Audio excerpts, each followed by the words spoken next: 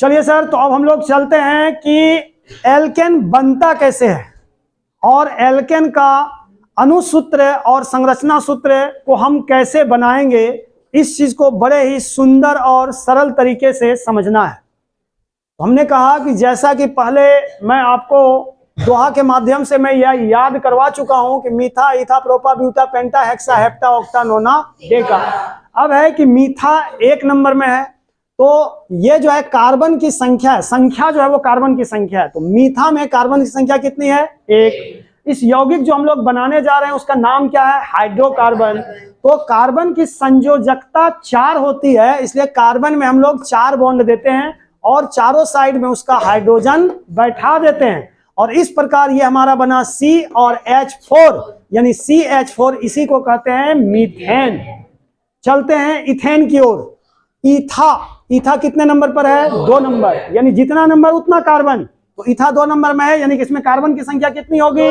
2। तो मीथा, ईथा 2 कार्बन हमने दे दिया, और इसमें भी क्या है, सभी की संयोजकता 4 पूरा करना है। 1 2 3 4, 1 2 3 4, बॉन्ड 4 पूरा कर दिए। और याद रहे कि बीच में हाइड्रोजन नहीं बैठेगा, हाइड्रोजन कहां बैठेगा? किनारे में।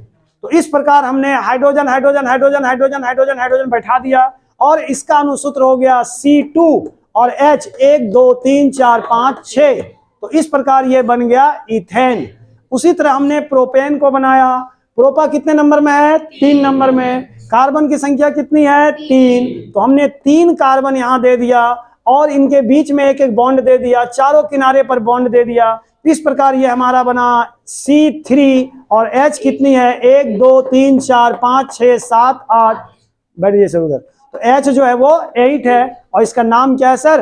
प्रोपेन। इस प्रकार हम लोग propane, butane, pentane, hexane, heptane, octane और नोनेन, डेकेन को हम लोग बना देंगे। तो हमने कहा कि ये संख्या को दिमाग में रखना है कि कितने नंबर पर है। अब सवाल ये आता है कि मुझे अगर ब्यूटेन बनाना है, मुझे ब्यूटेन बनाना है, मैं क्या करूं?